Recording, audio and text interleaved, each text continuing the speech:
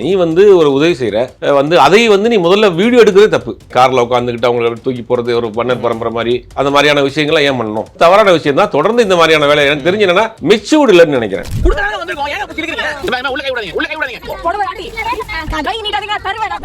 ஆதிக் ரவிச்சந்திர போய் மீட் பண்ணி பிரியாணி கொடுத்த வீடியோவும் போட்டிருக்காரு. சோ அங்க போகும்போது வீடியோ எடுக்கல, ஆனா ஏழைகளுக்கு உதவி செய்யும்போது வீடியோ எடுக்கிறாரு. அவர் ஆதிக் ரவிச்சந்திரன் எடுத்து தொலைச்சிருவாரு பாப்பல. டேய் இந்த வீடியோ எடுக்கிறதெல்லாம் வச்சிருக்காரு பாப்பல. இவங்களுக்கு பின்னாடி வந்து என்ன சார் பவர் இருக்கு? இந்த கிளி ஜோசியம் பார்க்குறவர் பார்த்தீங்கன்னா எல்லாரும் கூட ஃபோட்டோ எடுத்து வச்சிருப்பாரு. அந்த மாதிரி ரோட்டில் போனீங்கன்னா அவர் ஜனாதிபதி கூட ஃபோட்டோ எடுத்துருப்பாரு, சூப்பர் ஸ்டார் கூட ஃபோட்டோ எடுத்துருப்பாரு, எல்லாம் ஃபோட்டோவாக மாட்டிருப்பாங்க. அந்த மாதிரியான அவங்களுள்ள அந்த இன்ஃப்ளூயன்ஸை பயன்படுத்தி அவங்க தனக்கு நெருக்கமான ஆட்கள் மாதிரி இவங்க வெளியில் காட்டிக்கிறாங்க.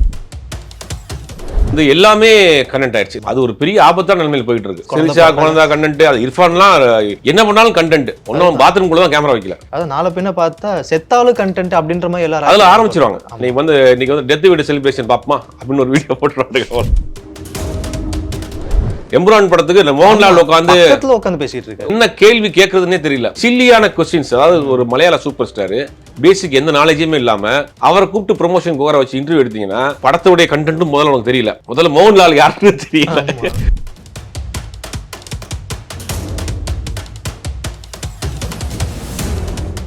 Bharat Institute of Higher Education and Research. Accord voice நேயர்களுக்கு வணக்கம். நான் உங்க சுஷீந்திரன். இன்னைக்கு நம்ம கூட ஸ்பெஷல் கெஸ்டா யார் இருக்காங்கன்னு பாத்தீங்கன்னா சுபேர் அவர்கள். வணக்கம் சார். வணக்கம். எப்படி இருக்கீங்க? நல்லா இருக்கேன். சோஷியல் மீடியா திறந்தாலே வந்து இர்ஃபானை போட்டு தாக்கிக்கிட்டே இருக்காங்க எல்லா பக்கத்துல இருந்தும். ஃபர்ஸ்ட்லாம் வந்து ஒரு செலிபிரிட்டி அப்படின்னா ஒன்று சினிமா பிரபலம் எடுத்துப்பாங்க, இல்லாட்டி அரசியல் பிரபலம் எடுத்துப்பாங்க. இப்போ வந்து சீரியல் ஆர்டிஸ்டே எடுத்துக்க ஆரம்பிச்சிட்டாங்க. முக்கியமாக சொல்ல போனால் யூடியூபர்ஸ், இன்ஃப்ளூயன்சர்ஸ்லாம் வந்து செலிபிரிட்டிஸாக எடுக்க ஆரம்பிச்சிட்டாங்க. ஸோ அப்படி பார்க்கும்போது இப்போ யூடியூப்ல பயங்கர டாப்ல இருக்கிறது விஜய், சித்து, இர்ஃபான், டிடிஎஃப் இவங்க எல்லாரும் சொல்லலாம்.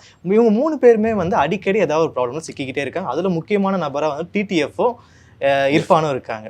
ஸோ இர்ஃபான் தான் வந்து சர்ச்சையா இல்லை சர்ச்சை தான் வந்து இர்ஃபானா அப்படின்ற மாதிரி போயிட்டு இருக்கு. நீங்க எப்படி பாக்குறீங்க? இல்லை, முதல்ல இந்த இன்ஃப்ளூயன்சர்ஸ் வந்து அவங்களுடைய ஃபாலோவர்ஸை பார்த்து தான் படத்திலே புக் பண்றாங்க. சமீபத்தில் வடிவுகரசியம் ஒரு இன்டர்வியூ ஒன்று கொடுத்துருந்தாங்க.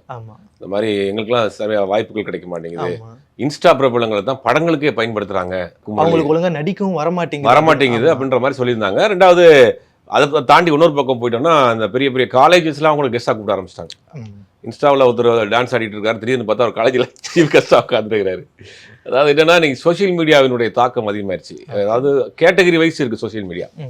ஒரு 2K கிட்ஸ் அந்த மாதிரி ஆட்களுக்கு இன்ஸ்டா, அதுக்கு மேலே உள்ள ஆட்களுக்கு ஃபேஸ்புக், அதுக்கு மேலே கொஞ்சம் ஹைலி இருக்கிற ஆட்களுக்கு வந்து இந்த மாதிரி ட்விட்டர், இந்த எக்ஸுங்கிற மாதிரி, அதை காட்டிலும் கொஞ்சம் மேலே போகணும். அது மாதிரி ஒரு நிறைய கேட்டகரிஸ் வைஸ் இன்னைக்கு சோசியல் மீடியாவில் தான் இன்னைக்கு பல பேருடைய வாழ்க்கையை ஓடிட்டு இருக்கு. கண்டிப்பாக ஒரு நாளைக்கு நம்ம இந்தியாவில் கால்குலேட் பண்ணுறப்ப 3 to 4 மணி நேரம் நம்ம வந்து சோசியல் மீடியாவில் ஸ்பெண்ட் பண்ணுறோம்.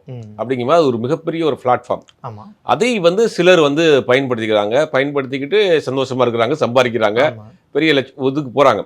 பட் அதை தொடர்ந்து சர்ச்சைகளும் அவங்களோட சேர்ந்து வருது. ஏன்னா அவங்களுக்கு மெச்சூர்டு இல்லை. கடைசி ஓப்பனாக சொல்லணும்னா இந்த இன்ஸ்டா இன்ஃப்ளூயன்சர்ஸ் யாருக்குமே பார்த்தீங்கன்னா பெர்சனலாக அவங்களுக்கு வந்து பெருசாக ஒன்று பொலிட்டிக்கல் நாலேஜோ சோசியல் நாலேஜ் எதுவுமே இருக்காது. அவங்கள பொறுத்த வரைக்கும் என்டர்டைன்மெண்ட்டாக வந்தவங்கள நீங்கள் எப்படி வந்து ஒரு ஜீனியஸாக நீங்கள் பார்ப்பீங்க? ஒரு என்டர்டெய்னராக வர்றாங்க, அவங்க ஒரு பாட்டு பாடிட்டு போடுறாங்க, ஒரு டான்ஸ் ஆடிட்டு போடுறாங்க, ஏதோ ஒரு என்டர்டெய்னராக வர்றாங்க. அவங்கள கொண்டு போய் நீங்கள் ஜீனியஸ்ன்னு வந்து நீங்கள் வந்து காலேஜில் கெஸ்ட்டாக உட்கார வச்சிங்கன்னா தப்பு யார் மேலே? அவங்களா கேட்டாங்க. இப்போ தப்பு வந்து நீங்கள் தான் அவங்கள வந்து இங்கே அவங்கள ஒரு இன்ஸ்டா இன்ஃப்ளூயன்சர்னா அதோட நிப்பாட்டிக்கணும், ஒரு யூடியூப் ப்ராப்ளம்னா அதோட நிப்பாட்டிக்கணும். அதை தாண்டி நீங்கள் அவங்கள வந்து வேறு இடங்களில் நகர்த்தி கொண்டு போய் வைக்கிறப்ப தான் சிக்கல் வருது.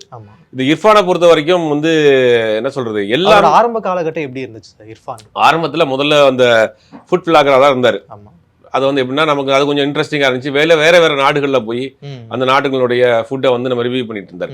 உதாரணத்துக்கு சொன்னோம்னா துபாயில் போயிட்டு ஒரு பெரிய ஒட்டகத்தை வாங்கி அதை கட் பண்ணி அதை எப்படி பண்ணுறாங்க ப்ராசஸ்ன்றதெல்லாம் காமிச்சாப்புல. அப்புறம் தாய்லாந்து போனார், சைனா போனார், முதல்ல கறி, ஆமக்கறி, பாம்பு கறிலாம் சாப்பிட்டு அது நமக்கு ஒரு புதுசான ஒரு எக்ஸ்பெரிமெண்ட் ஆச்சு. நம்ம போனாலுமே செய்ய மாட்டோம்.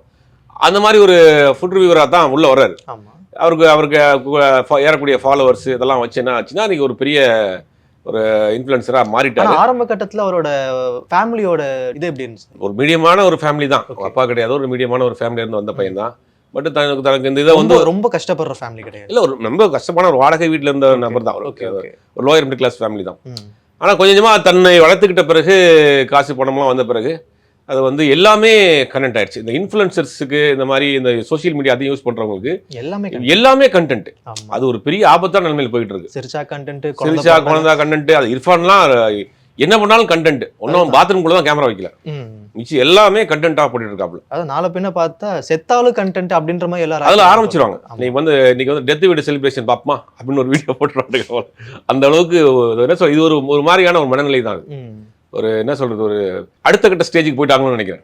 ஒரு முற்றிய மனநிலையில போயிட்டாங்கன்னு நினைக்கிறேன். இது வந்து அதனுடைய வெளிப்பாடு தான் இர்ஃபான். நீ வந்து ஒரு உதவி செய்யற, வந்து அதை வந்து நீ முதல்ல வீடியோ எடுக்கிறதே தப்பு. உதவி செய்யறது எதுக்கு நீ வீடியோ எடுக்கிற?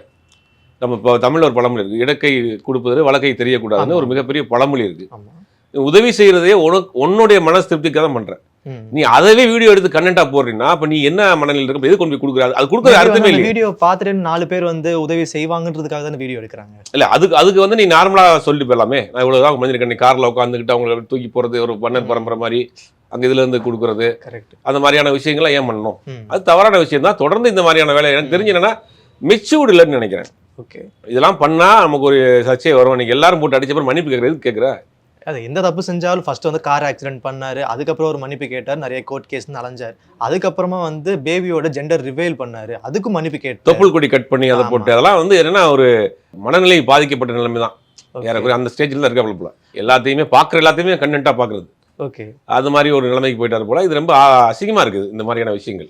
டிடிஎஃப்-ஓட இதை எப்படி நீங்க பாக்குறீங்க? அது அவரை விட இர்ஃபான் மோசமானவர் ஆயிட்டாரா இப்போ? ரெண்டு பேரையும் ஈக்குவலா வச்சா ரெண்டு பேரும் ஈக்குவலா தான் இருப்பாங்க. யார் அவர் ஒரு கேட்டகரியில பண்றாருன்னா இவர் ஒரு கேட்டகரியில ஸ்பீடா போயிட்டு அதுக்கு ஒரு பெரிய ஃபாலோவர்ஸ். இர்ஃபானாவது ஃபுட் ரிவ்யூவோட அதோட பண்ணிடுவாங்க. அது ரிஸ்கியான ஃபாலோவரா இருக்காங்களே, அவரே அதே மாதிரி வண்டி ஓட்டணும்னு நினைக்கிறாங்க, அதே மாதிரி பாம்பை வச்சு வளர்க்கணுங்கிறாங்க, அதே மாதிரியான வேலைகள்லாம் அங்க பண்ணணும்னு நினைக்கிறாங்க. ரெண்டு பேருமே ஒன்றுக்கு ஒன்று சலைச்சாலாம் கிடையாது. இந்த கேஸ் வாங்குறாங்க, பிரச்சனைகள் மாட்டுறாங்க, அடிக்கடி சிக்கல்ல வர்றாங்க, இந்த மாதிரி அது ஒன்றுக்கு ஒன்று சலைச்சாலாம் கிடையாது. ஓகே, இவ்வளோ தைரியமாக நிறைய விஷயங்கள் பண்ணுறாங்க, பேசுகிறாங்க, அதை பப்ளிஷும் பண்ணுறாங்க. ஸோ இவங்களுக்கு பின்னாடி வந்து என்ன சார் பவர் இருக்கு? பவர்லாம் ஒன்றும் கிடையாது. என்னத்த பவர் இருக்கு? அது வந்து நீங்கள் அரசாங்கம் வந்து இவங்களை வந்து கை வைக்கிற மாட்டாங்க, பயப்படுறாங்க, இவங்களுக்கு பேக்ரவுண்ட் இருக்குன்னா சொல்றதுலாம் தப்பான கணக்கு. அவங்களுக்கு இவங்களை வச்சு என்ன பயன் இருக்கு? இவங்க வந்து ஒரு ஓட்டு தான் அதிகபட்சமா. இவங்க யாராவது கட்சிக்கு பிரச்சாரம் பண்றாங்களா? இவங்களை இவ்வளவு சர்ச்சைக்குள்ளே நபர்களையே காப்பாற்றணும்னு அரசாங்கம் நினைக்கும்.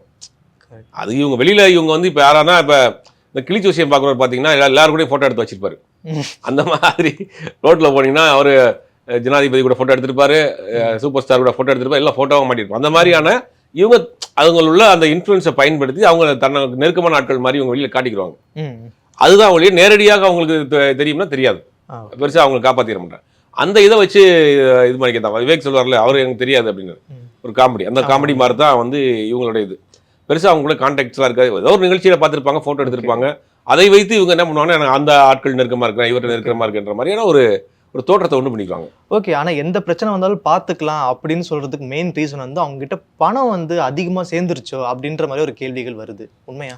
இல்லை, பணம்னா ஓரளவுக்கு வெல்டுவா தான் இருக்கிறார். இப்போ யூடியூப்ல ஆரம்ப காலத்தில் யூடியூப் சோசியல் மீடியா வந்த புதுசில் உள்ள வந்தவங்க எல்லாருமே அவங்க ஓரளவுக்கு எல்லாருமே ஓரளவுக்கு செட்டில்ட் ஆயிட்டாங்க, சம்பாதிச்சுட்டு. அவங்க இந்த யூடியூப் வருமானத்தை காட்டிலும் இந்த மாதிரி ஷோஸ் போகிறது தான் நிறைய வரும், ப்ரொமோஷனுக்கு நிறைய யூஸ் பண்ணுறாங்க. பார்த்தீங்கன்னா எம்புரான் படத்துக்கு இந்த மோகன்லால் உட்காந்து பேசிட்டு இருக்காரு, உட்காந்து இன்டர்வியூ பண்ணிட்டு இருக்காரு. அதுல என்ன கேள்வி கேட்கறதுன்னே தெரியல. ஒரு சில்லியான கொஸ்டின்ஸ். அதாவது ஒரு மலையாள சூப்பர் ஸ்டார் எம்புரான் ஒரு படம் பண்ணியிருக்கீங்க, பக்கத்துல வந்து ஒரு பிருத்திவிராஜ்னு ஒரு பெரிய ஆர்டிஸ்ட் ஒரு டைரக்ட் பண்ணியிருக்காரு. பேசிக் எந்த நாலேஜுமே இல்லாம அவரை கூப்பிட்டு ப்ரொமோஷன் கோர வச்சு இன்டர்வியூ எடுத்தீங்கன்னா படத்தோடைய கண்டென்ட்டும் முதல்ல உனக்கு தெரியல. முதல்ல மோகன்லால் யாருன்னு தெரியல, பிருத்திவிராஜ் யாருன்னு தெரியல, பிருத்திவிராஜோடைய அப்பா யாருன்னு தெரியல, இந்த படம் என்ன மாதிரியான படம்னு தெரியல, எவ்வளவு பெரிய தாக்கத்தை ஏற்படுத்திருக்கு இந்த படம். அதை விட்டுட்டு மோகன்லால் நீங்க என்ன சாப்பிடுவீங்க, எத்தனை மணிக்கு எந்திரிப்பீங்க, இதெல்லாம் ஒரு கேள்வி. அது ஹீரோயின் யாரு, இங்க அடுத்த படத்துல அது பண்ண அவரும் சலிக்காம உட்காந்து வேலை சொல்லிட்டு இருக்காரு. இதெல்லாம் என்னன்னா அந்தந்த நிறுவனங்கள் இதை வந்து இவங்களுடைய ஃபேம் அவங்க பயன்படுத்தின்னு நினைக்கிறாங்க. பட் அது சரியான ப்ரொமோஷனா இருக்காது. அதெல்லாம் வந்து மாத்தணும், என்ன பண்ண போறான்னு தெரியல. ஆனா இந்த மாதிரி ஒரு இன்ஃப்ளூயன்சர்ஸ் கிட்ட தானே எனக்கு ப்ரொமோஷனே போறாங்க மெயினா. ஆமா, நயன்தாரா முதல் நயன்தாராவில இருந்து மோகன்லால் வரைக்கும் அங்கதான் போய் நிக்கிறாங்க. பட் அவங்களுடைய ஃபாலோவர்ஸ் இருக்காங்க, அவங்க சம்பந்தப்பட்ட போஸ்ட் போட்டா நீங்க லட்சக்கணக்கான பேர் பாக்குறாங்க. அப்ப அதையும் அவங்க பயன்படுத்திக்கிறாங்க. அவ்வளவுதான், கிவ் அண்ட் டேக் தான். எனக்கு பணம் கொடுங்க, நான் அவங்களை ப்ரொமோட் பண்றேன், அவ்வளவுதான், வேற என்ன இருக்கு. ஆனா இது ஆரோக்கியமான விஷயமா பாக்குறீங்க சினிமாவுக்கு? ஒவ்வொரு காலகட்டத்துக்கு ஒரு மாதிரியான ப்ரொமோஷன் இருக்கும். இது இந்த காலகட்டத்துக்கு இது ஒரு ப்ரொமோஷன், இது ஒரு குறுகிய காலத்துக்கு போகும். அதுக்கு அது ஒரு சலிப்பு ஏற்பட்ட பிறகு ஒரே இப்ப பெய்டு சினிமா ரிவ்யூவர்ஸ் எல்லாம் இருக்காங்க. அவங்க சமீப காலம் அவங்களுடைய முகச்சாயம்லாம் வெளுக்க ஆரம்பிச்சிருச்சு. Okay okay. ஒரு குப்பை படத்தை கூட உட்காந்து ஓட்டு ஓட்டிட்டு இருப்பாங்க. கிழிச்சிட்டான், குத்திட்டான், நாசம் பண்ணிட்டான் அப்படின்னு அவங்க சில லாங்குவேஜ்லாம் வச்சிருக்கானுங்க. அந்த லாங்குவேஜ்லாம் வச்சுக்கிட்டு ஒரு மொக்க படத்தை வந்து 2 நாளைக்கு வந்து அவனுக்கு வந்து ஓட்டு 3 நாள் அந்த வீடியோ போட மாட்டானுங்க. ஓகே. ஆனா அடுத்த படத்துக்கு நீ போட்டு உனக்கு எப்படி வியூஸ் வரும்? யார் உனக்குள்ள வந்து பாப்பா? ஒரு சில பேர் இருக்காங்க, இப்போ சினிமா பெய்டு ரிவ்யூஸ் இருக்கு, இல்லைன்னா போய் கம்பெனியில் பணம் கேட்குற ஆள்லாம் இருக்காங்க. Okay okay. அந்த மாதிரி தான் இந்த குரூப். அது கொஞ்ச நாளைக்கு மேலே அவங்களுடைய நம்பகத்தன்மை போயிடும். நம்ம வந்து விடாமுயற்சி படத்தை பற்றி நான் வந்து படம் பார்த்துட்டு வந்து எனக்கு என்ன தோணுச்சோ நான் ரிவ்யூ பண்ணேன். ஓகே. அது என்ன பண்ண, நீ வந்து காசு வாங்கிட்ட அப்படின்னு நம்மளை போட்டு இது பண்ணாங்க. பட் உண்மையிலே படம் அதுக்கு பிறகு ஒரு வாரம் கழிச்சு ஒரிஜினலான ரிசல்ட் வருது. இது நான் சொன்ன என்னமோ அது மாதிரி தான் நடந்துச்சு அப்படின்னு. கரெக்ட். அப்போ என்னன்னா, நாளைக்கு நீ பார்க்குறப்ப, நாளைக்கு நான் ஒரு வீடியோ அதை பேசி போடுறப்ப அப்போ என்ன எப்படி நம்புவாங்க? அப்போ அவன் பொய் சொல்றான், காசு வாங்கியிருப்பான் தான் அர்த்தம். ஓகே. அப்போ அதை வந்து அது கொஞ்ச நாள்ல அந்த நம்பகத்தன்மை போயிடும். அவங்க கொஞ்சம் நாளைக்கு அதில் நினைக்க முடியாது. ஓகே.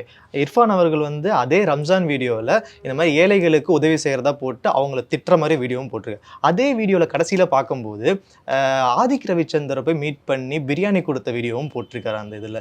ஸோ அங்கே போகும்போது வீடியோ எடுக்கல, ஆனால் ஏழைகளுக்கு உதவி செய்யும்போது வீடியோ எடுக்கிற. ஸோ இந்த டிஃப்ரென்ஸ் எப்படி பார்க்குறீங்க? அவர் ஆதிக் ரவிச்சந்திரன் எடுத்து அவனை தொலைச்சிருவான் பாப்பல. டேய் இந்த வீடியோ எடுக்கிற வேலை வச்சுக்கிறான் பாப்பல. அதாவது கையில போய் வீடியோவோடய தெரியுது, கேமராவோடய தெரியுது. அது என்னன்னா, தன்னை வந்து ஒரு என்ன சொல்றது, ஒரு பெரிய ஒரு வள்ளல் மாதிரி, ஒரு ரொம்ப ஒரு எல்லாரையும் தெரியும் இல்ல தெரியும் அப்படின்னா எடுத்து போட்டுக்கணுமே. இவங்களுக்கு சொல்றேன், கார்ல உட்காந்துட்டு போட்டது வந்து அவங்கள வந்து தன்னை வந்து ஒரு நல்ல ஒரு இமேஜை கிரியேட் பண்றதுக்காக இந்த வேலை எல்லாம் பண்ணது. அது கடைசியில போய் இருக்கிற இமேஜ் மொத்தமா டேமேஜ் ஆயிடுச்சு. அப்ப ரெண்டாவது ஒரு விஷயம், இந்த மாதிரியான ஆட்கள் வந்து ரொம்ப ரஃபா நடந்துக்கிறாங்கிறதுலேயும் மாற்றுக்கிறது கிடையாது. சரிங்க, அதை வந்து நம்ம இர்ஃபான் இந்த முழுவதுமாக இர்ஃபான் பண்ணது மிகப்பெரிய ஒரு தப்பு, அயோக்கியத்தனம். அதில் மாற்றுக்கிறது கிடையாது. ஆனால் இவர்கள் செய்கிறாங்க இல்லையா, உண்மையிலேயே இப்போ நீங்கள் ஒரு உதாரணத்துக்கு ஒரு 4 பாக்கெட் சாப்பாடு எடுத்துட்டு போய் அங்கே நின்னீங்கன்னா உங்களை பிச்சு எடுத்துருவாங்க. அதாவது எப்படின்னா, உண்மையிலேயே அவங்களுக்கு தேவைன்றதுக்காக தேவை இருக்கிற ஆட்களை காட்டிலும் தேவையில்லாத ஆட்கள் அதிகமாக வாங்குறாங்க. இதில் நிறைய நடக்குது. உண்மையிலேயே ஒரு நடக்க முடியாதவங்க, கண் பார்வை தெரியாதவங்க, அவங்கள உழைத்து சாப்பிட முடியாதவங்களுக்கு நம்ம தேடி கொண்டு போய் கொடுக்குறதுல பிரச்சனை இல்லை. இதை வாங்கி மற்ற இடத்துல விற்கிறது ஒரு தொழிலாகவே பண்ணுவாங்க. Okay okay. இந்த மாதிரி ஆட்கள் நீங்கள் கோயிலில் போனாலும் சரி, மசூதியில் போனாலும், சர்ச்சில் வெளியில் உட்காந்துருப்பாங்க 10 பேர். பார்த்தீங்கன்னா சைடில் 4 பாக்கெட் இருக்கும். அதை கொண்டு போய் அங்கே இருக்கிற கடைக்காரங்க கேட்டாங்க, கொடுக்காதீங்க, வாங்கிட்டு போய் நாளைக்கு பக்கத்தில் வித்துட்டு தானே சரக்கு கடைக்கு போயிடுவான் அப்படிப்பாங்க. இந்த மாதிரி ஆட்கள் தான் இந்த வேலையை செய்கிறது. உண்மையிலேயே அவங்க வேணும்னு நினைக்கிறவங்க, தேவைப்படுகிறவர்கள் வந்து இந்த மாதிரி வேலையை செய்ய மாட்டாங்க. அப்போ இதை ஒரு குரூப் வந்து தொழிலாகவே பண்ணிட்டு இருக்காங்க. அந்த ஆட்கள் இவங்க இந்த மாதிரி ஒய்ஃபை கையை விட்டு பிடிச்சி இழுக்கிறாங்க அப்படிங்கிற போது அது ஒரு வன்முறை தானே. Okay okay. அப்படிங்கும்போது ஒரு யாராக இருந்தாலும் பேசிக் ஹியூமனுக்கு கோவம் வரத்தான் செய்யும். ஆனால் அதை வந்து நீ வீடியோ எடுத்தது தான் தப்பு. நீ கோவப்பட்டது தப்பு கிடையாது. வீடியோ எடுத்தது, அதை நீ பப்ளிஷ் பண்ணது. இருந்தாலும் வந்து ரெஸ்பெக்டே இல்லாம பேசியிருக்காரு. பின்னாடி ஓடி வருது பாருங்களேன், வருது. அதான் சொல்றேன், இது எல்லாமே நீ வீடியோ எடுத்து போட்டதான் பிரச்சனை. ஓகே. நீ கொடுத்துட்ட, அவன் கையை பிடிச்சி எடுத்துட்டாங்க, கை விடுங்கமான்னு சொல்லிட்டு போறதெல்லாம் பிரச்சனை கிடையாது.